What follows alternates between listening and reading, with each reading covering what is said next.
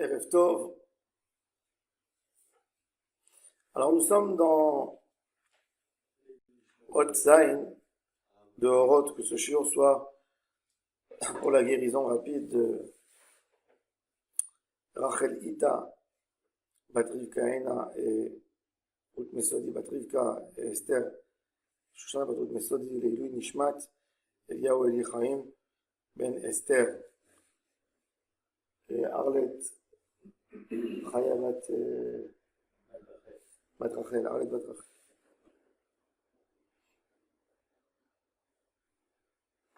On a parlé des mitzvot, la puissance des mitzvot. Il faut comprendre comment ça se fait, l'effet, quelle mitzvah, quelle lumière la mitzvah donne dans notre neshama. Comment ça fait un effet. Alors, bon, on arrive Hanouka, on peut comprendre un peu, si on prend l'histoire de Hanouka pour comprendre, qu'est-ce qu'on fait quand on fait des mitzvot?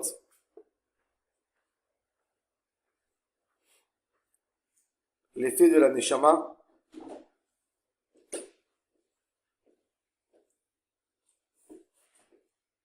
Kiner mitzvah ve'torah or. La mitzvah, c'est le nerf. Le nerf, c'est l'énergie, laquelle on va utiliser pour diffuser de la lumière. C'est le nerf. Et la Torah, c'est la lumière. C'est-à-dire que la Torah, c'est quelque chose de beaucoup plus spirituel qu'une mitzvah. Parce qu'une mitzvah, tu l'as fait, tu lui donnes des limites. Donc c'est une énergie qui va faire dégager quelque chose de plus pur.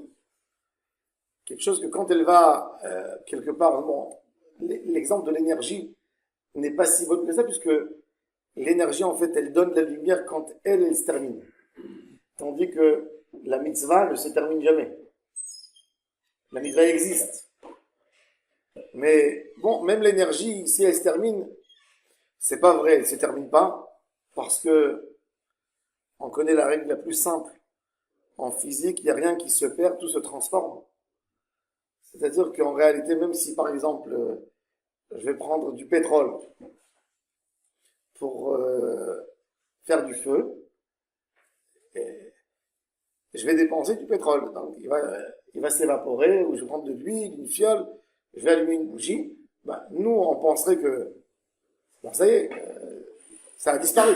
Non, ça n'a pas disparu. C'est devenu autre chose. C'est devenu autre chose. Il n'y a rien qui se perd, tout se transforme. Mais en tous les cas, l'idée, c'est que la mitzvah, elle doit alimenter la lumière de la Torah. Akadosh Baruch Hu, quand il a créé le monde a commencé par de la lumière. Il n'a pas commencé par une matière dure. Le Zohar, Akadosh nous dit que si on ouvre Parashat Bereshit, nous allons trouver 5 fois le mot or. Or, ensuite, on va voir 5 fois le mot maïm, et ensuite on va trouver 5 fois le mot rakia. Rakia, c'est la terre. La terre, c'est rakia, l'irkoa. En hébreu, on utilise le mot l'irkoa, rikoae pachim dans Parashat Teruma. C'est de prendre un métal et de le former. Baruch ata Hashem Eloheinu melech haolam, roka haaretz al hamayim. Kadosh Baruch Hu, il a formé, c'est formé, roka haaretz al hamayim. Rekia. Yehi rakia, donc, le or va créer du liquide, comme, imaginez-vous que l'air se transforme en liquide comme du gaz. Quand vous avez un ballon de gaz, il est lourd, il y a quelque chose dedans. Un liquide. J'ai ramassé cette énergie et je l'ai transformée en liquide. Et ensuite, dans la bria, elle est devenue beaucoup plus dure que ce qu'on pense. Ce liquide, normalement, quand je vais allumer, je vais ouvrir, il va s'évaporer. Tandis que ce maïm sont devenus après rakia, sont devenus plus durs encore. Et l'idée dans notre avoda, dans ce monde, c'est de ramener tout au niveau du or, d'où c'est sorti. On a une rétractation, on a une lumière de l'infini qui va trouver une définition, une sorte de définition. Ça, c'est la création du monde. Akadosh Baruch Hu va commencer à définir.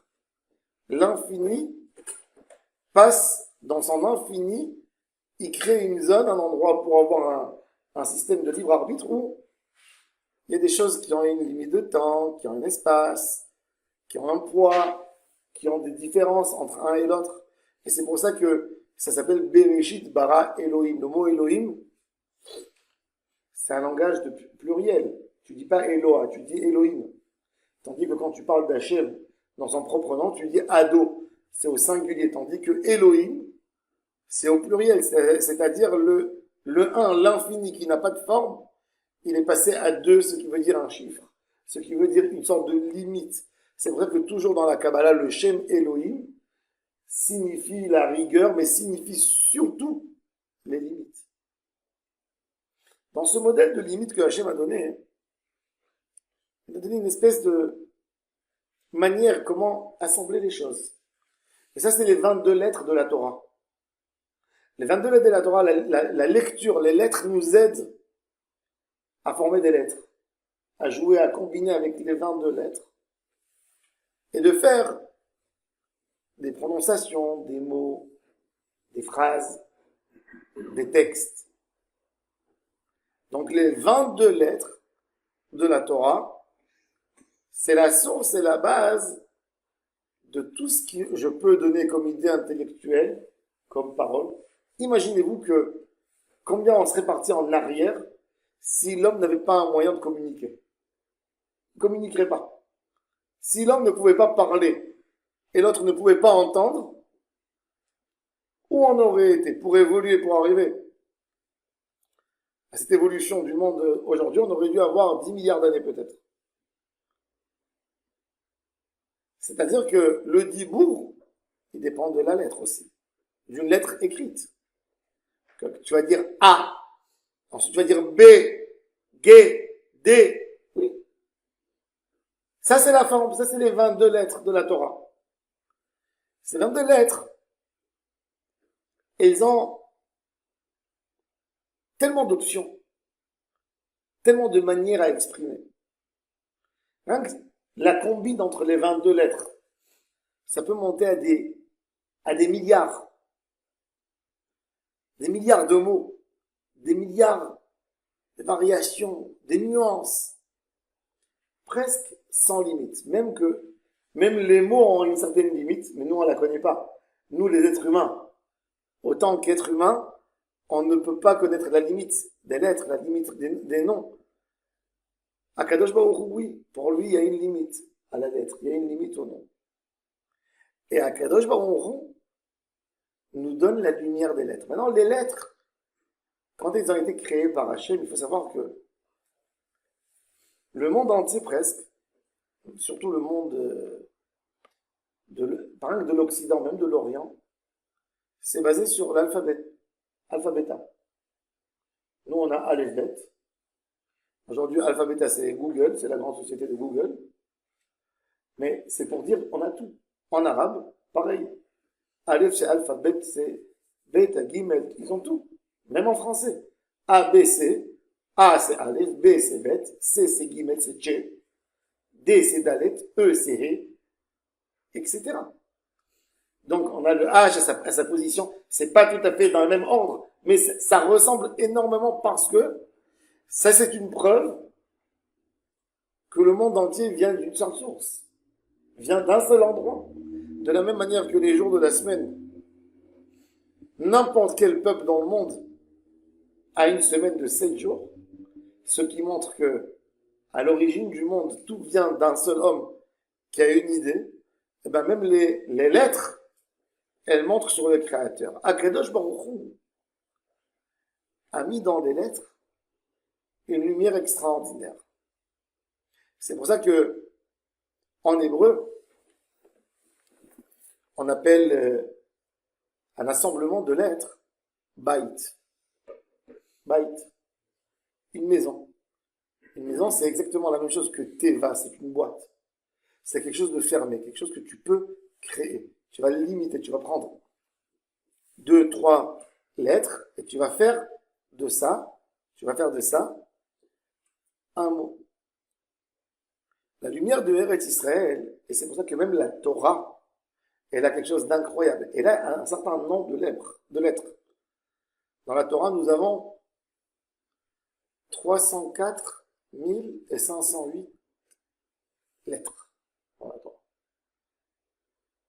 Pour se rappeler, comme je vous ai dit, se rappeler de la série de Peugeot 304 508.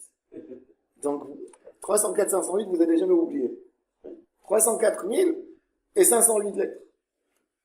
Vous savez que ça, c'est les lettres de la Torah, le nombre des lettres de la Torah.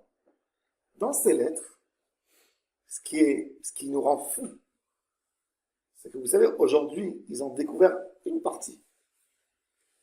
Il y a ce qui s'appelle le système des codes dans la Torah. C'est-à-dire que quand tu veux savoir un certain événement, il y a un programme qui a été fait par quelques génies. Ils ont dit, tu tapes un nom de n'importe qui, mais tu demandes à l'ordinateur de te le trouver avec des espaces identiques dans la Torah. Par exemple, je vais chercher Mordechai à Yehudi, d'accord? Et je vais lui demander dans la Torah, tu vas me donner les lettres de Mordechai à Yehudi, je veux qu'ils apparaissent dans un ordre régulier, c'est-à-dire 40 lettres entre le M et le R, le O quand. Et il découvre des choses incroyables. Sauf que, comme on ne sait pas le futur, alors on n'arrive pas. Mais quand on demande n'importe quel événement, on a des psukim incroyables qui nous montrent des choses, mais qui font la chair de poule, vraiment. Tout est écrit dans la Torah. Plus que ça encore. La Torah, on a des manières d'écrire la Torah. Une des questions que les Mekoubalim posent, c'est qu'on sait que la Torah, elle a été écrite par Dieu. Combien d'années avant la création du monde? Alors la Gemara, elle nous dit 974 générations avant le monde, la Torah existait. Comment on calcule une génération? Si c'est avant le monde, donc je ne sais pas comment calculer. Aujourd'hui, nos générations, on les calcule selon le moment où un homme se marie et a un enfant. D'accord? Alors tu dis tous les 20 ans, tous les 30 ans, c'est une génération. Mais à l'époque, quand Adam n'existe pas encore, je ne sais pas exactement qu'est-ce que la Gemara, le Talmud veut nous dire sur les 974 générations, mais en tous les cas, c'est énormément de temps avant la Torah. Et les Mefarshim posent une question très simple. On est bien d'accord qu'il y a dans la Torah beaucoup d'événements et d'histoires, des fautes que Am Israël a fait, commis, et on sait que le libre arbitre a un rôle très important chez nous. Comment Akadosh Baruch Hu, avant Matan Torah, si on va dire même simplement, on va calculer une génération à 20 ans ou à 30 ans, c'est-à-dire ça représente à peu près 25 000 ans avant que la Torah elle a été donnée, on a écrit que le Ham Israël va faire un veau d'or. Il est où le libre arbitre du Ham Israël si c'était déjà c'était écrit avant? Quelle est la place du peuple, de l'individu? Pourquoi ils sont punis? Pourquoi? Ça, c'est la question qui posent les philosophes, et beaucoup sur cette Gemara. Et le Gaon de Vilna ramène le traité de Bava Batra, que Moshe Rabbeinu, quand il a écrit la Torah, Hachem lui disait, il notait. Il est arrivé aux 8 versets, les 8 derniers versets de la Torah qui parlent de sa mort. Moshe écrit sa mort. Il est vivant, il est assis pendant Matan Torah, et Hachem lui dit, écris Moshe. Écris tel mitzvah, écris tel ordre, écris Moshe est mort. Ok. Quand il écrit Moshe, il lui dit Hachem, tu vas écrire Moshe Eved Adonai, le serviteur d'Hachem. Moshe il dit non, il est humble, il pleure. Comment je peux écrire ça? Et c'est pour ça que la Gemara, hein, elle a un débat. Est-ce que les 8 derniers versets de la Torah, c'est Moshe qui les a écrits ou Isaïe ou Josué, Yoshua? Et la Gemara, elle dit une opinion, c'est Josué. Alors, la Gemara, elle pose la question, tu sais, un Sefer Torah qui lui manque une lettre, il n'est pas caché, n'est-ce pas? Une faute, une erreur dans le Sefer Torah, il n'est pas caché. Là, tu me dis qu'il y a 8 versets qui manquent dans le Sefer Torah. Qu'est-ce que tu es en train de raconter? Alors, les autres, ils leur répondent. Et comment ça se fait que Moshe, qui pleurait autant, il écrit son décès, et il écrit que le Ham Israël le pleure? Il ne sait pas. Il est humble en plus. Il ne veut pas écrire une chose pareille. Alors la Gemara, elle répond, Dieu dit, et Moshe écrit, Bedema. Bedema, normalement, on aurait traduit le mot Bedema. Comment tu traduis Bedema? C'est quoi Dmarot? C'est quoi Dmarot? Des larmes que Moshe écrivait en larmoyant. Le Gaon de Vina, il dit non. Il dit Dema, dans le langage de la Torah, hein, c'est pas rien que des larmes. Oui, c'est des larmes, mais c'est aussi encore quelque chose. C'est Meleatra Vedimaracha. Dimaracha dans la Torah, c'est un mélange. Un mélange, ça s'appelle Dema. Ma'alin est Amedouma. Quand on a une terouma qui est tombée dans de la récolte normale, comment on fait le prélèvement? On retire la terouma, ça s'appelle Ma'alin et Amedouma, ce mélange. On veut réparer le mélange. Il dit le Gaon de Vilna que Hachem a dit à mon cher Rabbeinu, tu ne vas pas écrire ton histoire. Il faut que tu écrives le Sefer Torah, il faut qu'il soit complet. Tu vas m'écrire autant de lettres Aleph, autant de lettres bêtes. Écris-moi 33 Aleph, écris-moi 2 bêtes, écris-moi 25 guimel pour former ce texte. Et les lettres vont retrouver leur manière. Et ça, c'est Moshe côté Bedema. Moshe a écrit au Sefer Torah. Mais il n'a pas écrit les mots, il a écrit des lettres. Et Hachem a changé. D'après ça, le Mekoubadim m'explique l'histoire du Ham Israël. Chacun de nous peut marquer la Torah d'une autre manière. Le mot Bereshit, Rabbi Shimon Bar Yochai a écrit un livre entier, 70 manières de lire et de composer le mot Bereshit. Le mot Bereshit. Barashit, il a créé le monde en 6 jours. Yera Boshet, la crainte et la honte d'Hachem. Il y a énormément des acronymes, etc. dans le 70 manières de lire le mot Bereshit. Le Ramchal était jaloux de Rabbi Shimon Bar Yochai. Rabbi Shimon Bar Yochai a pris le premier mot de la Torah. Le Ramchal, qu'est-ce qu'il a fait? Il a pris le dernier mot de la Torah. Il a écrit un parallèle à Rabbi Shimon Bar Yochai. Il a fait 70 tikkunim, comme qu'il a fait lui tikkun Ezor, il a fait sur le mot Israël. Lui, il a fait sur Bereshit. Et lui, il a fait sur le mot Israël. Il a fait 70 manières de lire le mot Israël. Des choses incroyables. On aurait pu faire dans chaque lettre de la Torah. La manière qu'on va écrire notre Torah, Hachem nous a confié quelque part les 304 508 lettres pour former notre propre Torah. Et c'est pour ça que chacun de nous a une autre manière d'écrire sa propre Torah. Vous savez, des fois vous pouvez aller chez quelqu'un. Il y a 2 personnes qui ont acheté le même fauteuil, les mêmes coussins, dans le même magasin. Ils habitent dans le même immeuble. Ça veut dire que leurs appartements, plus ou moins, elles sont identiques, d'accord?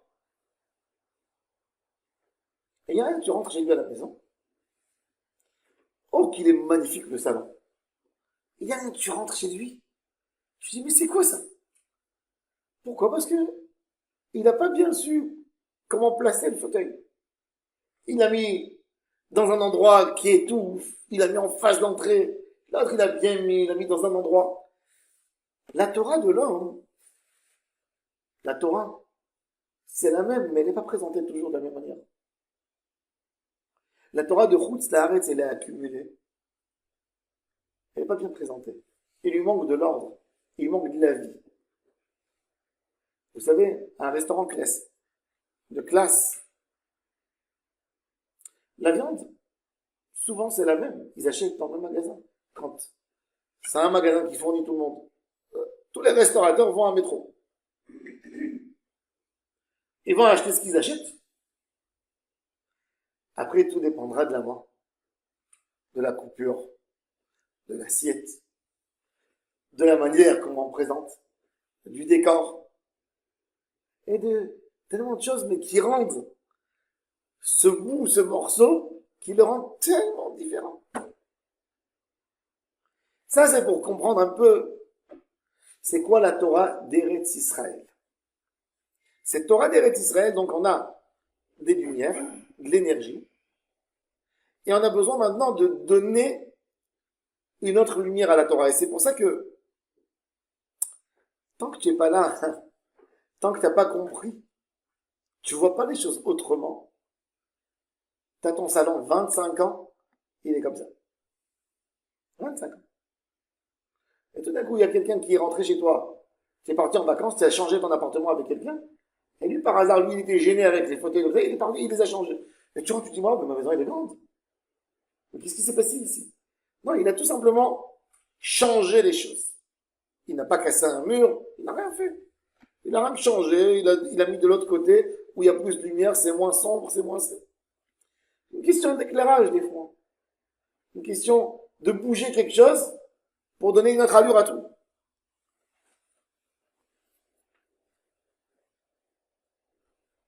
La lumière de la Torah en Eretz Israël, elle est différente. La manière comment tu disposes des choses. Et pourquoi c'est différent?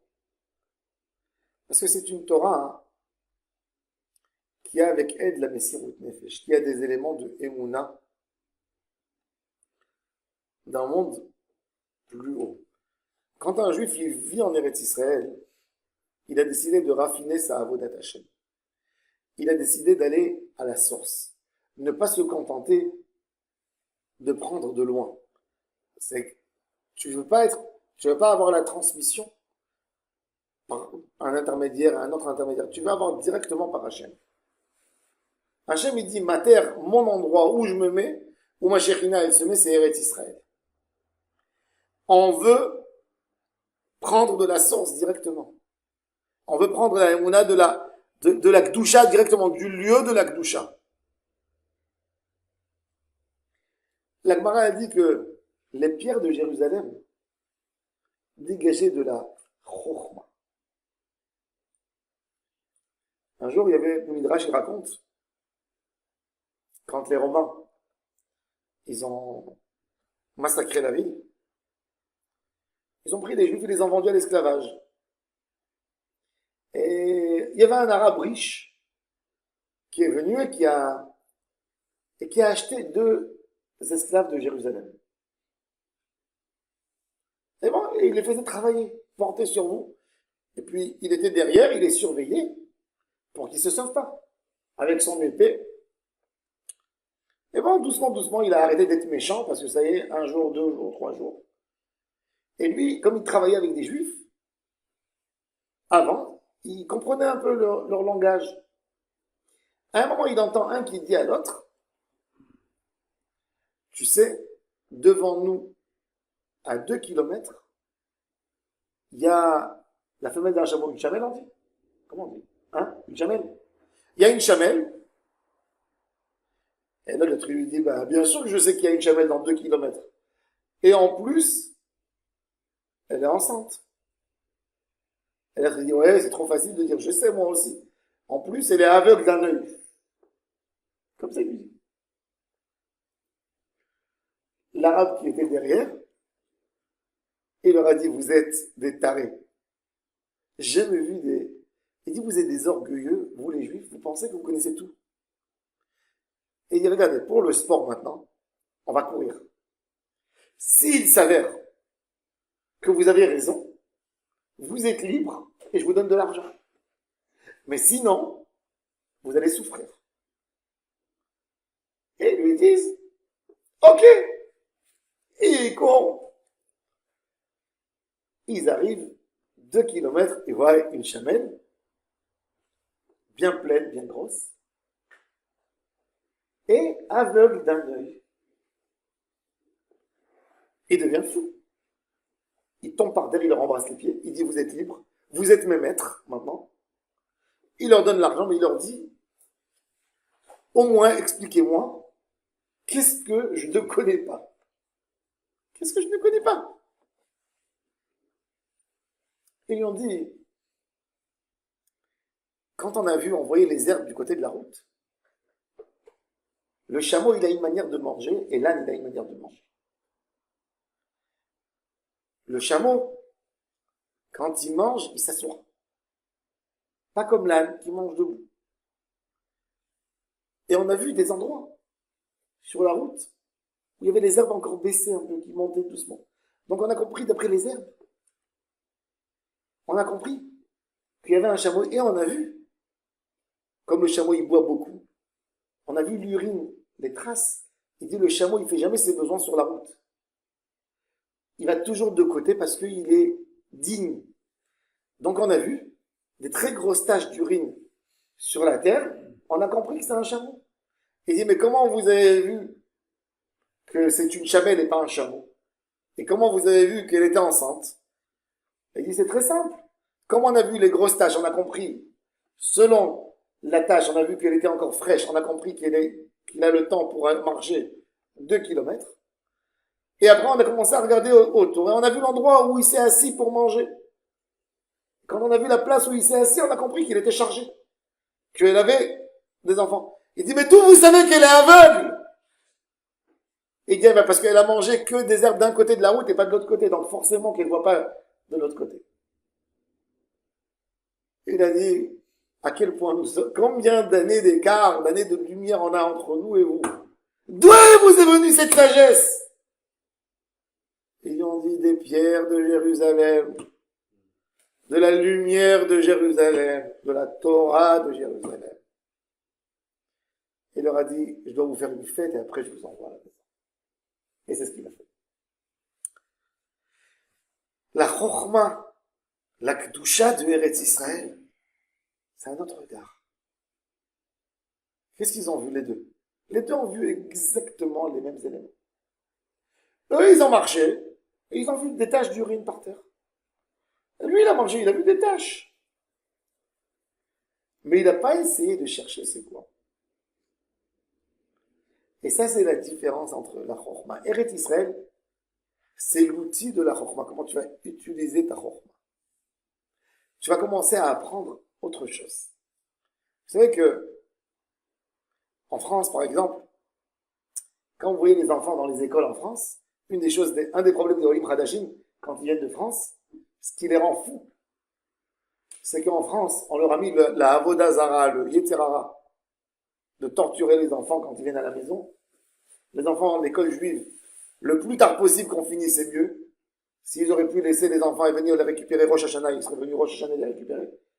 L'enfant, il sort de l'école, 4h30, 5h d'après-midi. 7h du matin, il est à l'école, il sort 5h d'après-midi de l'école. Et quand il arrive à la maison, des devoirs pour l'achever complètement. Et à 8h du soir, l'enfant, il n'a pas fini ses devoirs. Alors vous aurez pu penser qu'avec tout ça, ça va nous faire des génies. Hein? Avec tout ça. Ils étudient depuis 7h du matin. Hein? Ce qui est très intéressant, c'est que la méthode française, c'est pas que les juifs, hein, c'est la méthode. Elle en fait des enfants intelligents jusqu'à un certain âge. L'enfant français, il est cultivé jusqu'à un certain âge, il a un vocabulaire plus important, il sait s'exprimer, il sait écrire, il s'est rédigé, il s'est parlé, il connaît l'histoire, il connaît ceci, il connaît ça. Mais quand vous allez demander maintenant aux gens, et je pense que Patrice, il peut signer sur ce que je dis, quand vous allez maintenant arriver à chercher des ingénieurs pour une boîte informatique, vous allez voir cet Israélien qu'il a fini jusqu'à quitter une bête comme ça, il n'a jamais fait des devoirs. Il a fait l'armée, et puis après il est parti faire quelques courses, et il vous vient en sandales et en bermuda au rendez-vous sans cravate avec un t-shirt. Il n'a même pas coiffé sa tête, et puis il s'assoit et un génie. Et vous voyez l'autre avec l'école, les grandes écoles, les pochettes, les marqueurs, les stylos comme ça, le stabilo, le mal. Vous le prenez, vous voyez. Et l'autre, il le bouffe 10 fois. Et vous vous posez la question, mais j'ai pas compris. Celui-là, il a fini l'école à 1h de l'après-midi. Il tournait dans la rue. Il jouait. Il sait même pas écrire. Il vous dit, qu'est-ce que j'ai besoin d'écrire? On écrit aujourd'hui sur téléphone, il vous corrige des fautes. Et l'autre, on l'a tué avec les grammaires, les dictées, les récitations, les histoires, le travail. Qu'est-ce qui se passe? Vous savez qu'est-ce qui se passe? L'autre, on lui a appris un contenu. Dans l'exil, on apprend un contenu. En Israël, on apprend à penser. On apprend à faire travailler sa tête. On veut changer la manière des lettres.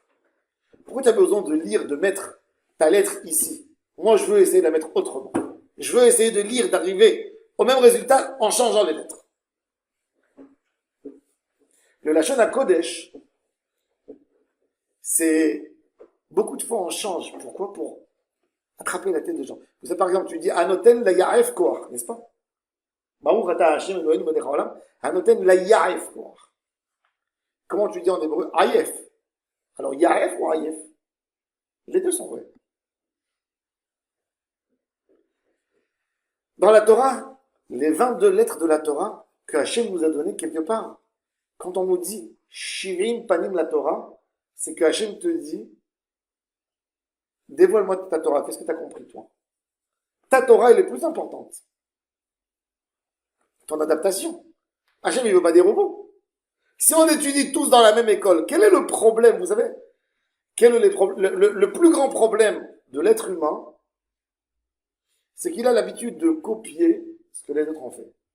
Le génie, le secret du génie, c'est celui qui pense pas comme ce qu'on lui a imposé toujours. Qu'il est capable de vivre dans un monde parallèle où il va essayer de forcer et d'aller un peu plus loin que l'autre. Et de s'investir. Et d'aller chercher. Quand Christophe Colomb, il a décidé, il a dit, je vais faire le tour du monde. Pour arriver, il a compris que le monde était rond. Je vais essayer pour arriver au même point. Lui, Marco Polo, tout cela. Il y a eu des découvertes. Si tu n'essayes pas, tu ne découvres pas. Si ta Torah, elle est toute simple, tu te colles. Quand on est en route d'Aaretz, on a un problème. On a besoin, même dans notre Torah, on est censé à garder notre identité juive. On est obligé d'être là pour défendre notre héritage. On ne peut pas s'aventurer à faire des essais. Notre Torah, c'est une Torah. Mais elle est là pour sauvegarder, elle n'est pas là pour faire des chidouchim. Et c'est pour ça qu'il ne peut pas avoir des chidouches de Torah extraordinaires si tu n'es pas en Israël. Quand tu as besoin de lutter sur ta place, tu cherches quoi? Tu cherches à défendre. Tu ne peux pas construire. Quand un peuple, il est obligé de se défendre tout le temps, il ne peut pas évoluer. Il ne peut pas construire. Il n'a pas la tête, il n'a pas de budget, il n'a pas la force. Et ça, c'est la lumière de Torah d'Eretz Israël. Pour ça, une des autres raisons pour laquelle un juif doit vouloir monter en Eretz Israël pour enlever de lui cette préoccupation d'être là toujours pour défendre ma cause, pour être là, pour me garder. Non, je dois être là maintenant pour construire. À tel point on s'est éloigné de cette idée que quand les premiers juifs ont décidé de monter de Chutz La'aretz en Eretz Israël, on les a pris comme des fous. Pour des fous. Quand Herzl il a fait le premier congrès à Bâle, mais les gens ils ont dit qu'il était malade. Que ce soit les orthodoxes ou même les non-religieux. Quand il a écrit son livre, Alt Neuland, il a écrit le vieux nouveau pays. Il a dit, mais qu'est-ce que tu racontes? Il faut qu'il rentre celui-là dans un asile. Il a dit, on va faire un pays où il va y avoir des banques juives, il va y avoir des routes, il va y avoir un train, il va y avoir des hôpitaux, il va y avoir des universités, il va y avoir des yeshivot, il va y avoir une armée. Qu'est-ce que tu es en train de raconter? Le juif, c'est vrai, bien plus élevé toujours que le goy, d'accord?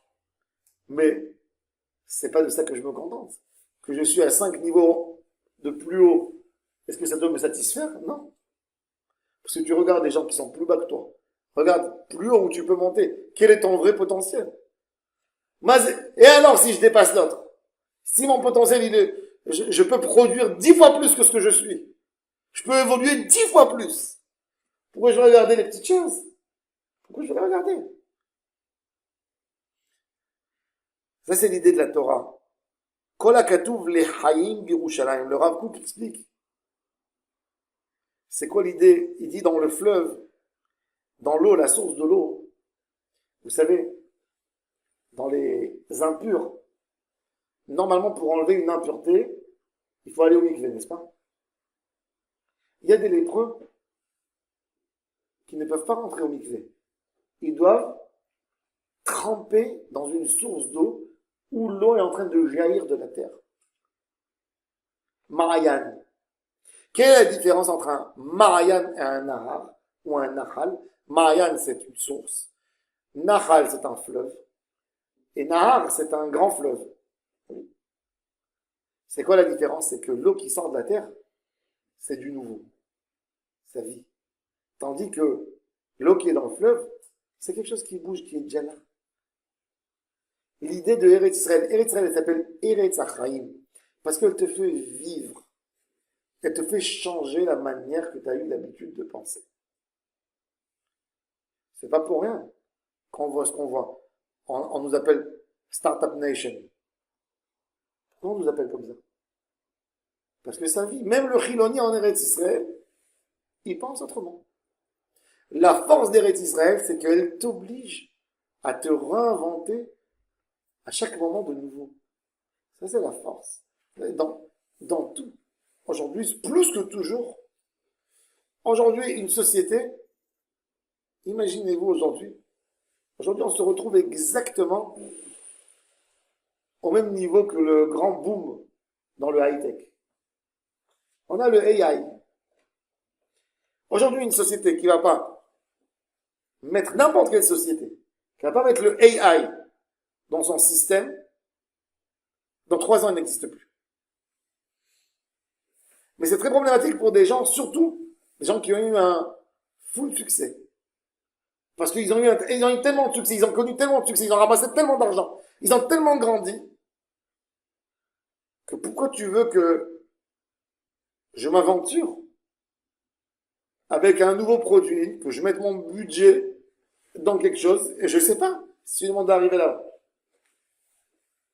Vous savez, une des exemples la plus simple, maintenant elle est récente. Prenez l'Allemagne, plus grand fabricant de voitures jusqu'à il y a 1 an, 2 ans. C'est le plus grand. C'est Mercedes, c'est Porsche, c'est Volkswagen. Volkswagen, c'est énorme. Mais tout d'un coup, il y a un fou qui vient, qui dit on va faire des voitures électriques. Et Mercedes, le PDG, il dit mais une voiture avec tellement de force, comment je peux mettre une batterie? Pour faire bouger avec cette énergie un moteur comme ça, un moteur tellement puissant, tu veux que je lui mette des batteries? Mais tu pourras jamais faire ce kiff, tu pourras jamais arriver. Maintenant, un tiers des nouvelles voitures du monde, toutes les voitures pratiquement qui sortent, c'est des voitures électriques. Ils veulent se rattraper, mais ils peuvent plus. C'est trop tard. Ils ont 5 ans d'écart avec les autres. Et les Tesla qui remplissent, les Tesla et les voitures chinoises qui remplissent les routes d'Europe. Et voilà, Volkswagen elle doit licencier début d'année 35 000 employés. La croissance de l'Allemagne est descendue de 3,5%, de 3,5 par an, à moins 0,2. Regardez comment quand quelqu'un, même dans la gashmiyut, quand tu trouves pas à te renouveler tout le temps, tout le temps, tout le temps, tout le temps, tu tombes. Eretz Israël, par sa nature, elle t'oblige à trouver des manières, par la manière, par le inyan de Eretz Israël, par toute la complication d'où on se trouve en Eretz Israël, c'est un pays qui t'oblige à faire sortir de toi-même, à penser et à bouger. Et c'est pour ça qu'elle s'appelle Eretz Hachaim, parce que c'est comme une source d'eau que tu vas puiser chaque fois, tu vas faire sortir quelque chose. Elle t'oblige. Le nombre de patentes qu'il y a en Israël, c'est le plus grand nombre du monde entier. Chaque Israël, de patentes, de nouvelles choses à créer, par rapport aux hommes. Un Israélien, un chauffeur de taxi, il t'invente des choses. Il te dit, il faut faire comme ça, il te dit, j'ai pas d'argent pour l'inscrire. Patente.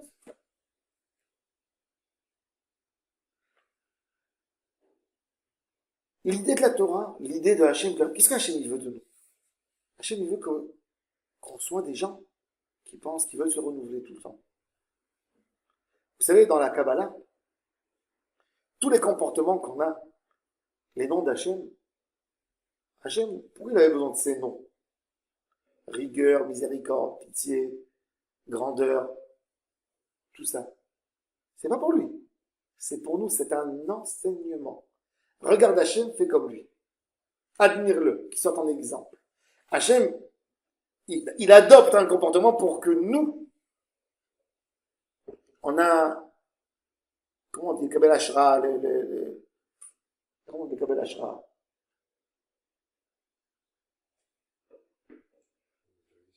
Hein? Kabel Ashra, quand tu vois quelque chose, quand il y a quelqu'un, il veut se faire une belle idée, il va voir des belles choses et il se dit, après, il voit des peintures, il dit, moi je vais faire comment ça s'appelle en français? Non. Inspiration. Inspiration, voilà. Tada. Je veux m'inspirer. Hachem, il veut que tu t'inspires de lui. Et ça, c'est le nom d'Hachem. Les 22 lettres de la Torah, c'est 22 manières. Hachem, il te donne le code. Tu vas jouer avec ces 22 lettres. C'est pour faciliter à l'homme l'accès au monde de la sagesse. Il dit le Rav Kook, le seul endroit où tu peux lire les 22 lettres de la Torah comme il faut, dans l'ordre, c'est en Eretz Israël. À l'étranger, il te manque dans l'ADN. Tu sautes sur des lettres, tu sautes sur des bases, tu sautes sur des particules. Vous savez, quand on veut chercher quelque chose dans l'ADN, des fois, ça bouge, l'ordinateur, il lit, hop, il arrive dans un endroit, il bug.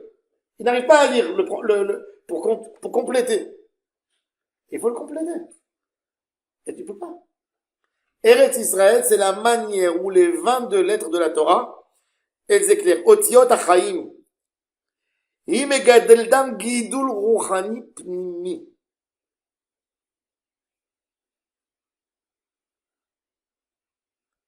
C'est le seul endroit où tu commences à te permettre, à pouvoir penser. Et bien, bon, c'est une partie, c'est la mission de la Géoula, comme le Rav Kook a dit, de créer le start-up de l'humanité. On est habitué de... Aujourd'hui, quand on fait un start-up, alors, regardez, c'est pour aider à la base. Vous savez combien de débats il y a eu dans le Silicon Valley, dans toutes les choses? Est-ce que l'intelligence artificielle, ça sera gratuit ou ça sera payant? Imagine-toi que tu donnes à tout le monde, tu ouvres le AI à 100%. Gratuit, autant que tu veux. On peut ajouter beaucoup de sagesse dans le monde. Mais qu'est-ce que l'homme y fait? il veut s'approprier avec une bonne idée, il veut recevoir de l'argent, n'est-ce pas? Ça, c'est l'homme. Eretz Israël, le but d'Eretz Israël, c'est de créer pour l'humanité des bonnes choses. Vous savez que Hitler, il marche non, dans son livre Mein Kampf, il a donné un exemple. C'est quoi Israël? Et il a amené un exemple horrible. Vous savez qu'un enfant, jusqu'en 29, 28, peut-être même un peu avant, s'il naissait prématuré, il mourrait. La Gemara a dit dans le traité Shabbat que s'il y a un enfant qui naît au 8e mois, pendant Shabbat, il sort du ventre de sa mère. La sage-femme le prenait, le couvrait, le mettait de côté, ils attendaient pour qu'il meure. Il ne pouvait pas vivre. Pourquoi? Parce que à 7 mois, les poumons de l'enfant se développent et il y a un petit arrêt. Et ça peut continuer à se développer même s'il est en dehors du ventre de sa mère. Quand ils ont passé les 7 mois, et la femme elle est rentrée dans le 8e mois, l'enfant il a un problème dans sa croissance qui commence à se développer, mais là, si ça s'arrête au milieu, il meurt. À l'époque du Talmud, ça n'existait pas un enfant qui est né au 8e mois qui vit. Moi, je suis né au 8e mois. Je ne serais pas né à l'époque. Et Hitler donne cet exemple. Et donc, quoi? Cet enfant meurt. Un enfant qui naît au 7e, début du 7e, il meurt. Une femme qui a eu des jumeaux et qui sont nés prématurés, il meurt. Qu'est-ce qu'il a fait à un juif? Il a inventé la couveuse. Il a dit, moi, je vais donner à l'enfant les mêmes conditions comme dans le ventre de sa mère. Et il va continuer à se développer là-bas de la même manière qu'il est dans son ventre. Je vais lui permettre à continuer à se développer. Et je vais lui donner de la nourriture spéciale qu'on va essayer de travailler, qu'elle ressemble vraiment à ce qu'il prend dans le ventre de sa mère pour le sauver. Et Hitler dit, qui c'est qui peut inventer une chose pareille? Il dit, un goy ne peut jamais inventer une machine pareille. Il dit parce que le goy, il ne pense pas à l'humanité, il pense qu'à lui. Il dit le seul qui peut inventer une machine comme ça, c'est un juif. D'ailleurs, celui qui a inventé la couveuse, c'est un juif. Hitler, quand il est monté au pouvoir, par la haine, par la folie, depuis 38, 39, jusqu'en 45, il a donné l'ordre en Allemagne d'enlever les couveuses de tous les hôpitaux. Un prématuré mourrait, parce que Hitler considérait qu'un homme qui est né avant le temps, il sera malade toute sa vie. Et lui, il a parlé beaucoup de la race aryenne, etc. Donc, c'est ça. Akadosh Baruch Hu s'attend de nous, sur cette terre sainte, qu'il y a autant de challenges, autant de chorma qui va tomber dans le monde, de créer avec des idées extraordinaires qui vont aider au monde entier.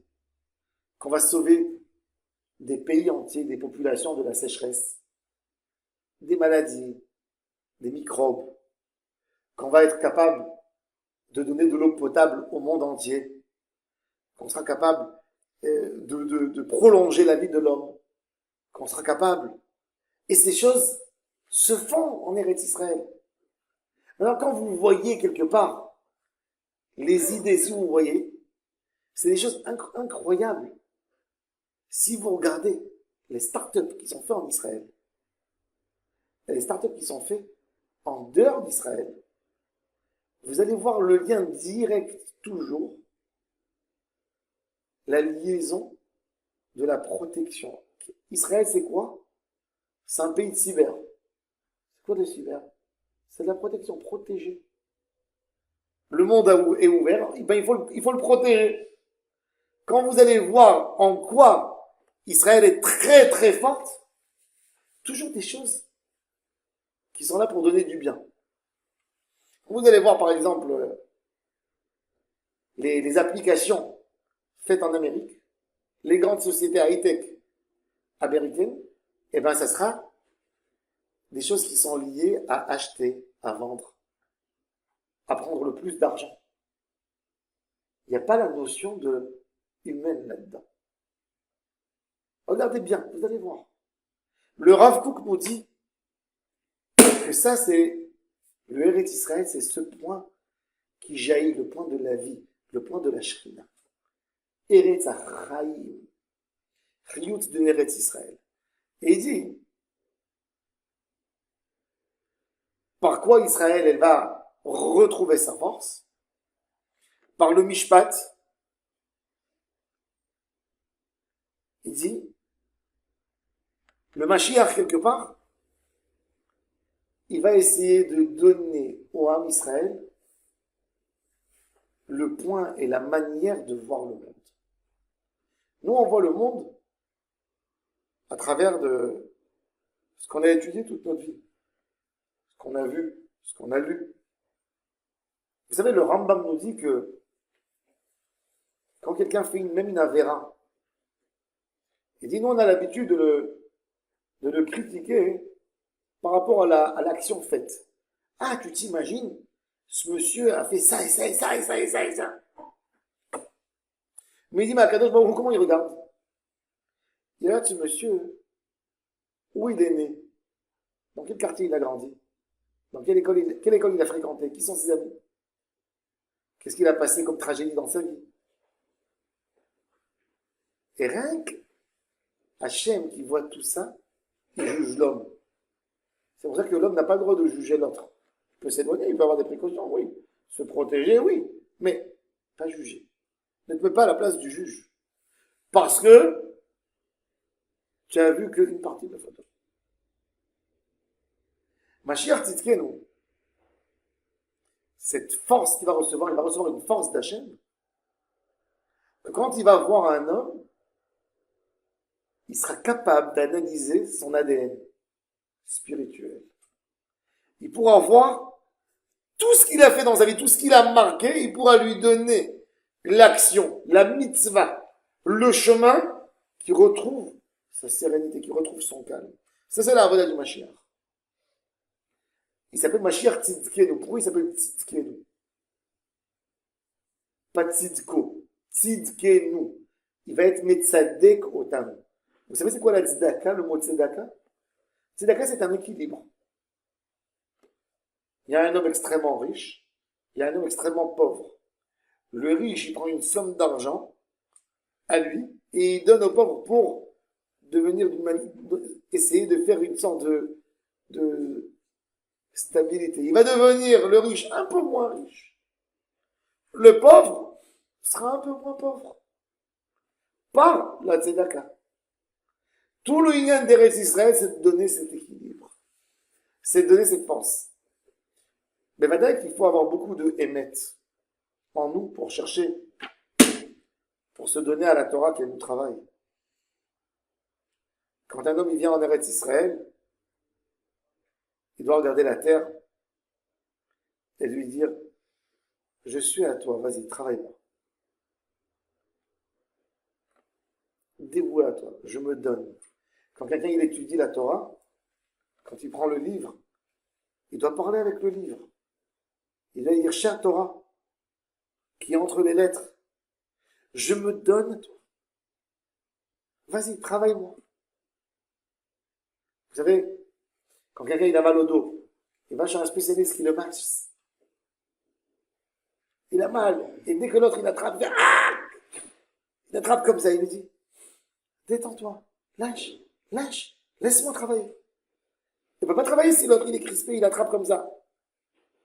Quand on étudie la Torah, quand on est en Eretz Israël, quand on va voir un tzaddik, c'est 3 éléments, il nous demande, laisse-moi m'occuper de toi. C'est pour ça qu'on peut venir en Eretz Israël et pas bénéficier du bonheur d'Eretz Israël si on ne les laisse pas nous donner ces outils, si on ne les laisse pas nous travailler. Quand tu essayes de découvrir la Torah et tu donnes pas à la Torah à faire un travail avec toi, ben tu restes même. C'est vrai. Et ça, c'est le travail. Il dit, le Rav, il dit, le Mashiach qui s'appelle Hachem Tzidkenu. Parce que le Mashiach, il a en lui quelque chose d'Hachem pour pouvoir nous aider. Maout achefetz anishmati asafug benishmat Mashiach ruach apenu. Asher yegaleo mishpat Hachem ba'aretz. Eretz Israël, vous savez c'est quoi le mot Eretz? Le Zohar il dit, avec ça je termine, que Eretz c'est Ratzon. Le mot Eretz c'est Ratza. Le mot Eretz il vient pas de Ratz, il vient de Ratza, Rotze. La racine de Eretz c'est Ratza. Ratza c'est quoi? C'est une volonté. On a beaucoup de volonté. On a une première volonté. On a une deuxième volonté. Un homme veut avoir de l'argent. Il veut. Tu lui dis, tu veux avoir de l'argent pour avoir de l'argent? Au début, quand il n'est pas fin, eh ben, il te dit oui, je veux avoir de l'argent pour avoir de l'argent. Il y a un homme que quand il voit les papiers de la banque, il kiffe. Parce que c'est écrit quelques chiffres dessus. Hein? Oui, des fois il y a un petit trait minus, des fois il y a plus. Mais c'est un petit trait avant. Ça lui fait plaisir. Mais quand tu lui dis, tu dis, franchement, c'est quoi? Est-ce que tu aimes l'argent pour l'argent? Il te dit non. J'aime l'argent pour pouvoir sortir en vacances, pour pouvoir m'acheter, pour pouvoir vivre. Alors je lui dis, alors attends, j'ai pas compris. Alors, c'est quoi ton premier amour et c'est quoi ton deuxième amour? Alors dis-moi, si ton premier amour, c'était de sortir en vacances. Moi, je t'ai vu l'autre jour, tu avais un jour de libre à la maison, et tu es parti travailler, faire un travail pour gagner encore quelques sous. Alors, c'est pas vrai ce que tu es en train de me dire que tu veux de l'argent pour pouvoir sortir en vacances. Parce que le jour où tu avais des vacances, tu es parti travailler. Alors, pourquoi tu me racontes des histoires? Mais non, c'est une vraie question. En réalité, il n'a pas de réponse. Mais vous savez pourquoi ça arrive ça? Parce qu'on a plein d'envies, mais on ne sait pas quelle est la première envie, quelle est la deuxième envie, quelle est la troisième envie. Et on ne sait pas lui donner un degré pour pouvoir faire une hiérarchie dans nos envies. Eretz Israël, c'est Ratza. Elle va te dévoiler ton Ratza. Qu'est-ce que tu veux mettre en toi? Qu'est-ce que tu veux, dis-moi? Qu'est-ce que tu veux de toi-même? Quelles sont tes exigences? Qu'est-ce que tu veux? Ça, c'est Eretz. Ça, c'est la vérité de Eretz Israël. Monter en Eretz Israël, c'est de savoir Ma Ani Rotse. Vous savez, c'est quoi le problème de ces générations? Ils savent pas ce qu'ils veulent. C'est pour ça qu'on a plus que toujours dans cette génération. Un homme, il fait 5-6 ans d'études, et après, il pratique pas de ce qu'il a appris. Ses parents, ils ont envie de le tuer avec tout l'argent qu'ils ont mis à l'université, ils ont payé. Et lui, il est parti changer. Des gens qui ont fait 10 ans d'études de trucs, il va, il ouvre un resto. Il va, il fait de la pêche. Il va, il devient commerçant. Il va, il fait ceci. Il va, il fait l'enseignement. Il change d'un endroit à l'autre. Pourquoi? Parce qu'on n'a pas, on se concentre pas sur le Ratson. Toute la Torah, c'est de renforcer l'idée du Ratson. Toute Eretz Israël, c'est de renforcer le Ratson. L'union des tzadikim, c'est de renforcer en toi le Ratson. On n'a pas de Ratson. On ne sait pas c'est où le Ratson. Qu'est-ce que je veux mettre? C'est horrible. Avant, tu demandais à un garçon à 12 ans, avec qui tu veux te marier. Il te disait exactement comment elle va être un canard. Aujourd'hui, tu demandes à un garçon de 25 ans, comment tu la veux ta canard? Il te dit justement, je sais pas, je vais essayer, un isorème. Comme ça, il te dit, un isorème. Tu lui dis, où tu veux travailler? Qu'est-ce que tu veux faire dans ta vie? Moi, j'ai mes vies à rien avec qu'est-ce que tu te dis. T'as battoir? Non, le battoir. Dès que tu lui remets en question, tu lui jettes une question, hop, il est perturbé. Parce qu'il n'y a pas de point de ratson en nous. Il est très caché. On veut tellement de choses, et c'est bien de vouloir. Mais la meilleure des choses, c'est de faire l'hierarchie. Je veux de ça pour atteindre ça. Et je veux ça pour arriver là. Alors, si tu veux ça pour arriver là, et maintenant quand il est là, pourquoi tu ne le prends pas? Ah, j'ai un bilboul de ratson. Eh bien, Eretz Israël, elle renforce l'union du Ratson. Quand elle renforce l'union du Ratson, tu mets les lettres. Quand tu mets les lettres, tu comprends à lire. Quand tu lis, tu comprends ce que Hachem veut de toi. Et toute ta vie, elle est différente. Baruch Adonai Leolam, Amen et Amen.